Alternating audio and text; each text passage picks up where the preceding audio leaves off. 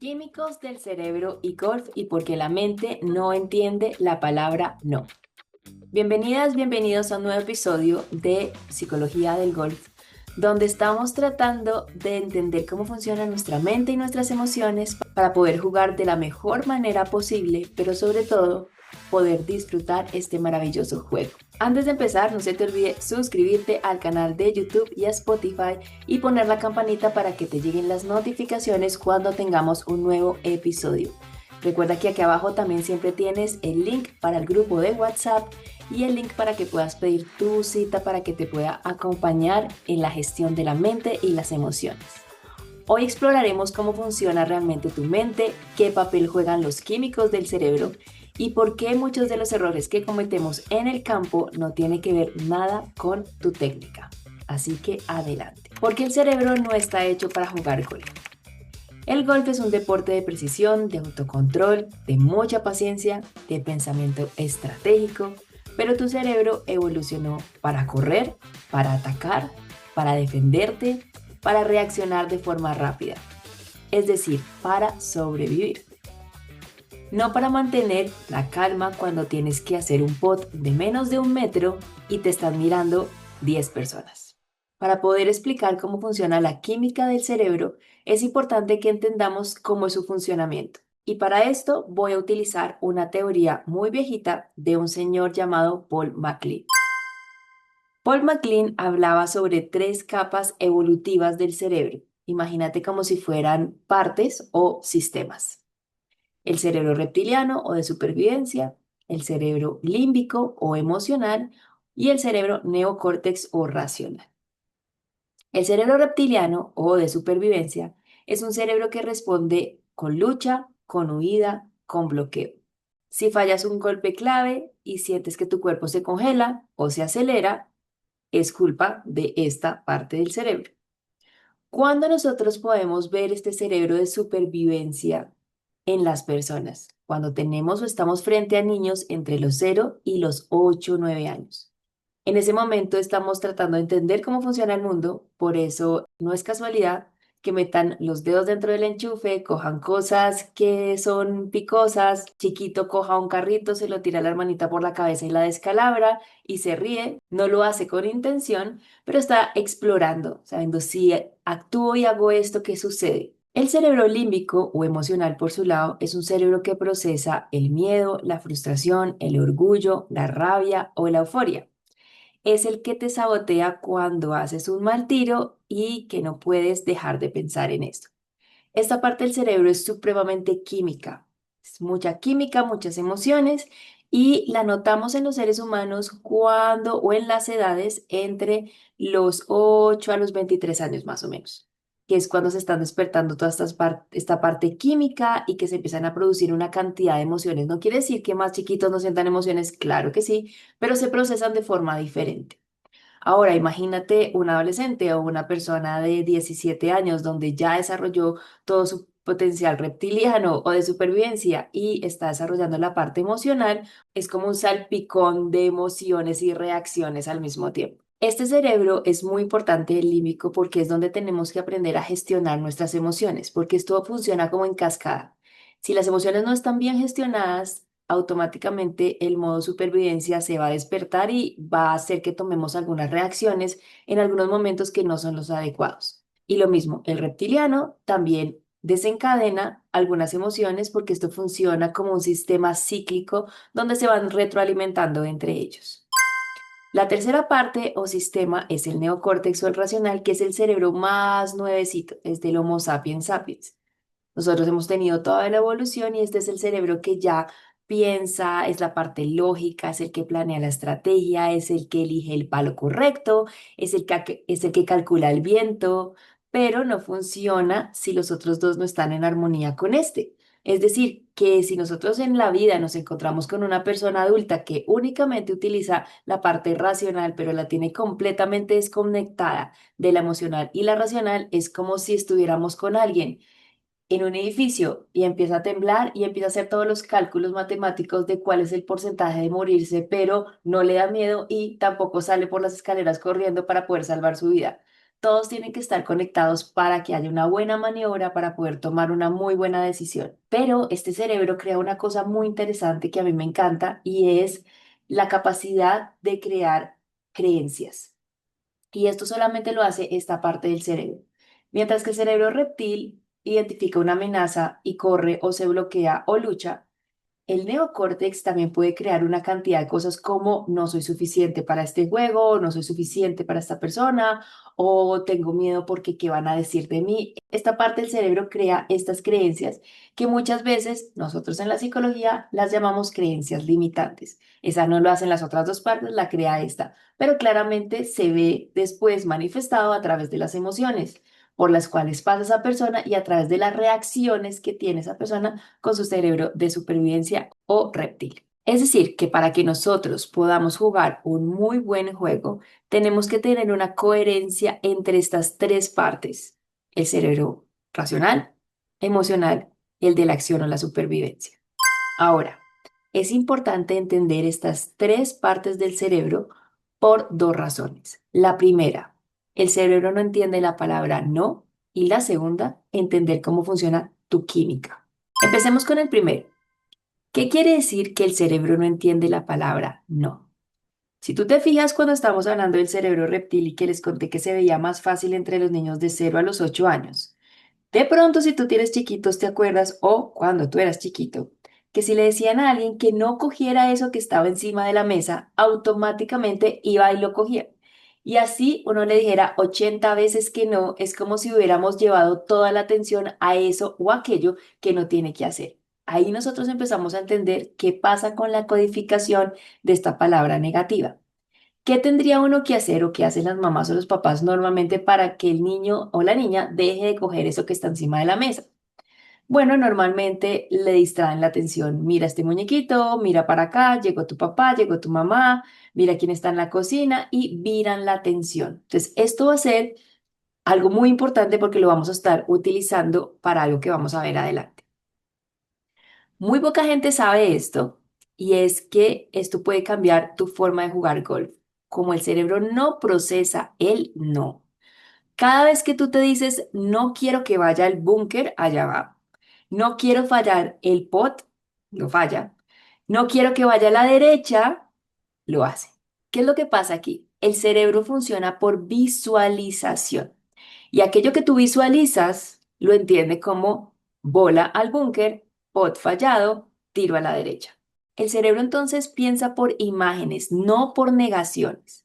El lenguaje negativo activa la representación mental, pero no la prohíbe. ¿Qué quiere decir? Que tu cerebro no obedece a las advertencias, sino a imágenes. Por eso, un golfista cuando habla en negativo, pues lo que hace es que su sistema emocional genera una imagen de error y refuerza justo lo que quería evitar. Parte que el cerebro no identifica el no, y esto se debe a las tres partes del cerebro que estábamos hablando, se suma a esto la parte química. La forma en la que tú piensas y cómo sientes tiene que ver con la química de tu cerebro.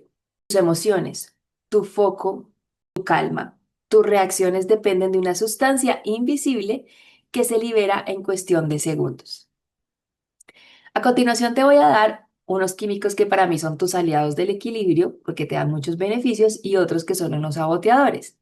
Tenemos que en el juego tratar de evitar los saboteadores. Y ahorita les voy a dar un ejemplo con algo que pasó este fin de semana en el torneo.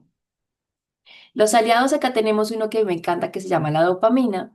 Y esa normalmente, ¿qué va a hacer? Te va a dar foco, te va a dar motivación y va a dar la sensación de logro. Hay otro que es la serotonina, que es el quimiquito del bienestar emocional y ese te va a dar calma y te va a dar control. Hay otro que se llama la acetilcolina y ese te va a ayudar con la atención, con la memoria muscular y con la coordinación fina.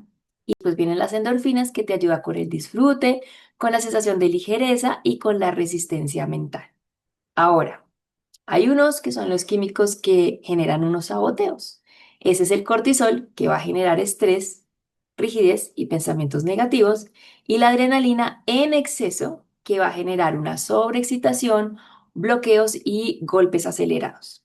Así que cuando te dices a ti mismo, No puedo fallar este pod, ten cuidado, ojo con esto, lo que estás haciendo es aumentar el cortisol, eso hace que te tenses, acortas tu swing y claramente la regalas o la botas. Ahora, ¿cómo vamos a hackear tu mente para poder jugar desde la química? Y esto es muy importante porque este fin de semana estuve acompañando el torneo de las chiquitas en Pueblo Viejo y fue muy bonito darnos cuenta que le pasa a todo el mundo y es que un mal golpe puede generar como una bola de nieve de malos golpes. Se vuelve como una bola constante porque un mal golpe puede generar que nosotros digamos, ay, no, soy una bruta o soy un bruto, soy malísimo para esto, ¿qué me pasó? Una cantidad de cosas que pasan por la cabeza y al no parar ese pensamiento, ¿qué sucede? Botamos el pot, lo echamos al agua, algunos lo rompen, gritan o empiezan a llorar o como pasa muchísimo cuando voy a acompañar, bajamos los hombros y caminamos arrastrando los pies. Esto todo lo que le va a decir al cerebro es alerta, algo está sucediendo, algo malo pasa y al identificar que algo malo sucede se pone en modo supervivencia, activa la rabia, frustración e impotencia. Entonces, modo supervivencia, el cerebro reptil, activa miedo, rabia, frustración, impotencia, la parte emocional, y después entonces bloquea la parte mental, porque recordemos que esa parte mental o racional, si nosotros hacemos también exceso de análisis, nos va a generar una parálisis, pero esto es porque viene en cascada de cómo está funcionando el cerebro. Entonces, cuando tu cerebro no entiende el no y está lleno además de cosas automáticas. Y un mal golpe genera toda esta cantidad de químicos porque se llevó el cortisol arriba, empieza rigidez, empiezan pensamientos negativos, bloqueos, golpes acelerados. Pues claramente se vuelve no el primer golpe, sino después un segundo, un tercero, un cuarto, y después llevamos en el quinto golpe y seguimos en las mismas. Y esto es lo que a veces nos sucede cuando nosotros nos frustramos por un golpe que nosotros estamos esperando. Por eso ojo con el tema de las expectativas, que yo estaba esperando que el golpe fuera de una forma cuando en realidad se fue de otra.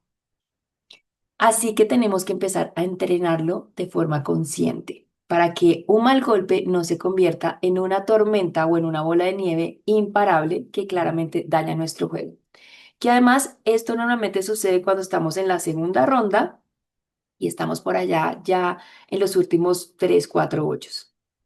Si empezamos mal desde el principio, pues imagínense, pero tiene uno la capacidad de recuperarse, pero sí, normalmente ya cuando son esos golpes que son definitivos, donde el cerebro siente que algo está pasando y que estoy en alerta y que hay una amenaza, pues empiezan los químicos a volverse locos, literalmente. Entonces aquí hay algunas prácticas importantes para que las tengas en cuenta que nos van a ayudar mucho a empezar a entrenar esta parte, aunque vamos a tener muchos capítulos explicando cada uno de los químicos. Número uno, háblate en afirmativo y en imágenes. Es decir, voy al centro del fairway en vez de decir no a la derecha. Ya sabemos cuando le decimos no, no lo entendió y perfectamente se nos fue para la derecha. Lo segundo es hacer una visualización creativa. Imagínate el golpe ideal en cámara lenta antes de ejecutarlo. Esto va a activar la dopamina y la celticolina y nos va a ayudar una cantidad. Lo tercero es la respiración rítmica antes del swing. Inhala 4 y exhala 4. Esto lo que va a hacer es que va a bajar el cortisol y aumenta el control. Número 4, reemplaza el miedo con intención. En vez de decir no fallar, es mejor pensar quiero un swing fluido y con ritmo. Y número 5, después del error, cambia la química. ¿Esto qué quiere decir? Si cometí un error, lo que voy a hacer es caminar, hombros hacia atrás y ponerme muy derecho, muy derecha, sonreír, respirar. Esto te va a ayudar a liberar endorfinas y corta la cadena de la frustración. Yo a uno de mis coaches, a una mamá y a un hijito, les enseñé una técnica para ayudar a cambiar la química cada vez que había un mal golpe y se las comparto porque de pronto les puede servir a ustedes. Para cada uno hay técnicas diferentes, pero en el caso de ellos, como se ponían a pelear, entonces lo que hicimos fue que para cambiar la química, si había un mal golpe, antes de que se pusieran a pelear, tenían que hacer jajaja, jejeje, jiji, jojojo, jujuju. Es decir, reírse con todas las vocales. ¿Esto qué hacía? Que como obviamente suena chistoso, la gente se termina riendo, eso va a generar oxígeno y el oxígeno va a ayudarnos a que el cerebro esté pensando muchísimo más cómodo y con claridad y se va a bajar el nivel de cortisol porque le estoy ayudando a mi cerebro a tener más oxígeno, que es lo mismo que se logra a través de una respiración adecuada. Por eso también es importante para poder cambiar la química del cerebro cómo estoy respirando. Normalmente en momentos de frustración, de impotencia, de rabia, estoy respirando muy acelerado y en los momentos de calma, pues claramente estoy respirando de forma muchísimo más pausada y tranquila. Así que también puedes analizar de qué forma estás caminando de un hoyo o de un golpe al otro, porque eso te va a ayudar una cantidad. Los mejores golfistas del mundo no son los que nunca sienten presión, sino que la gestionan mejor. Tiger Woods, Rory McIlroy, Nelly Korda, todos entrenan su lenguaje interno, visualizan el éxito y evitan la autodestrucción verbal. Así que no juegues a no fallar, juega a imaginar lo que puedes lograr. Gracias por haberme acompañado en este episodio de Psicología del Golf. Recuerda que cada palabra que dices es una instrucción para tu cuerpo y que las instrucciones te llevan a un mejor juego y a no repetir errores. Háblate bonito, háblate con armonía y sobre todo disfrútate el juego. No se les olvide suscribirse al canal de YouTube y a Spotify Psicología del Golf en Spotify y Pilar Ibáñez Speaker en YouTube en la lista de reproducción de Psicología del Golf y poner la campanita para que les lleguen las notificaciones cada vez que subamos un episodio nuevo. Aquí abajo siempre les dejo el link para que puedan pedir su cita y nos vemos en un próximo episodio de Psicología del Golf. Les mando un fuerte abrazo.